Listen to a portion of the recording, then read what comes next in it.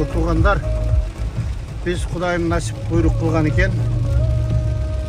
Бүгүн 2 күндөн бери ушул Тоолуу Алтай Республикасынын төрүндө жайгашкан мундус туугандардын коногу болуп жүрөбүз. Бул жерде табият мына ушундай экен. Өзүңүздөр көрүп жатасыздар. Bir turup жаңгыр жаап, bir turup мемлеп кайра ачылат. Ал эми биз адаттагыдай эле бул жерде ушул Кыргыз Республикасында жашалган жалпы мундус коомдук группасынын жетекчиси өкүлдөрү баш болуп ушул жерде ушинтип ата-бабалардын баскан издери менен кыдырып эркелеп жүрөбүз. Сапаш кандай өтүп атат? Assalamu alaikum tuğanlar. Abdan жақшы, Нәке бүгін 2-ші күн Алтай жергесінде туғандарға жолығып, сыйын көріп, жерін көріп, елін көріп, Нәке бүгін Алтай Республикасынан Мундуздар қауымының төрағасы Эдуард Васильевич бізде шу Алтай елінің қада салтын көргіледі. Бүгін ошо туугандарыбыздан бери үйлөнүп атып, ошол жерде када салтты көргөнү кетатабыз. Кече Эдуард Васильевичтин туулган жеринде Чемай деген айылында болдук, ошол жерде конок болдук. Бүгүн да 230 километр алыстыкта жайгашкан мундус туугандардын айылына кетатабыз. Ошол жерде таанышып, учурашып келгенге сапар алдык. Assalamu alaikum tuğanдар. Мен кечеден бери чындыгында биринчиден кыргыз болгонума, экинчиден мундуз болгонума абдан сыймыктанып атам.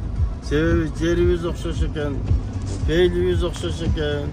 Мына ушу бардык жерлерде бейиштин төрүндөй болгон бир дагы эмес жок, жакшынакай керемет жерлер экен. Ошого сыймыктанып, мына ушу када салт үрп-адаттары да окшош экен. Ушуга көргөнүбүзгө абдан бактылуубуз. Кыргыздар дайыма эсен болсун, ушундай бейиштин төрүндөй болгон жерлерди жердеп, жашап өтө берсин. Assalamu alaikum tuğanдар, жалпы таким айтканда Кудай насип кылып буйруп Алтай жергесине келип буйруган экен, келип конок болуп жүрөбүз.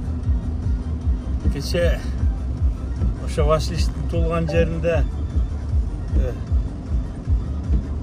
курулуштар курулуп атыптыр. Бизде не деп коет, канат жол дейбиз да, ошо бир баягы Индияда биздин немеде деле бар, бирок ошондой жерлерге алып барып тоонун башынан кышкы лыжный полигон экен да, курулуп бүтеле экен. Бирок көп болдук. Буюрса 5000 адам ката турган, сыя турган жатаканасы бүтүп калыптыр. Ошондой эле көлөмдө чоң тоонун башында ресторан курулат экен.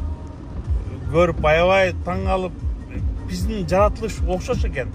Бирок коосурактай да башка жердики. Тим эле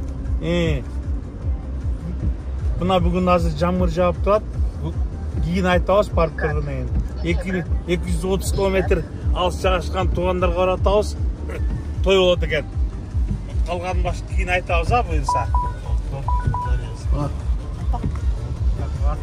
Урматтуу туугандар, азыр жогоруда 230 чакырым алыстыктагы жайга барабыз деп айтылып жатылган жер бул Тоолуу Алтай Республикасынын түштүгүндө жайгашкан Он Будай деп аталган өзүнчө керемет жай. Албетте ар бир укум жер өзүнчө бул айтып бүткүс жомок. Биз бул Тоолуу Алтайдын ушундай керемет жайларында жүрүп, бабаларыбыз ала тоо менен Алтайды кендиктеш кылып, туташтырып жашап келгендигине миң мертебе шүгүрчүлүк келтиребиз. Ошол эле учурда биз бүгүнкү күндө бул Алтайды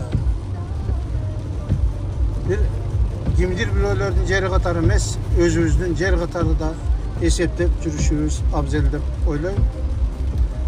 Биздин сапарыбыз мына ушундай уланууда. Элибизде тынччылык, журтубузда биримдик ынтымакчылык болсун. Мамлекетибизде оңмат, жакшылыктар өкүм сүрүп турсун деп тилек кылалы. Сапарда жүргөн адамдардын тилегин Алла Таалам кабыл кылат дейт. Бардыгыңыздарга жакшылык тилейм.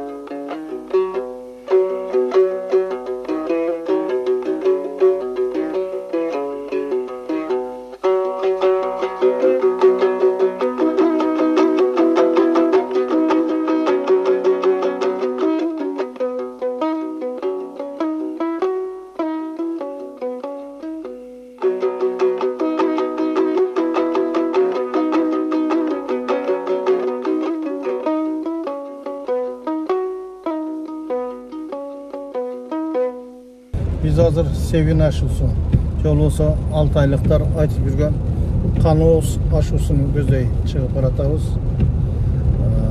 Бул жердин өзгөчө тарыхы бар. Себеби мына ушул жерде орустар 1750-жылдары кыргыздарды өзгөчө кырган маалымат bu tarafta saxtalып қалған ашу чындык. 1756 жылдары ушул азыр биз бараткан ашуунун өрдөтүп ар жагы Монголияга оң тарапка Семипалатинскиге түшүп кеткен, Семейге түшүп кеткен жол аркылуу ушул жерден кыргын сүргүнгө алып Tuğvel'e jetkende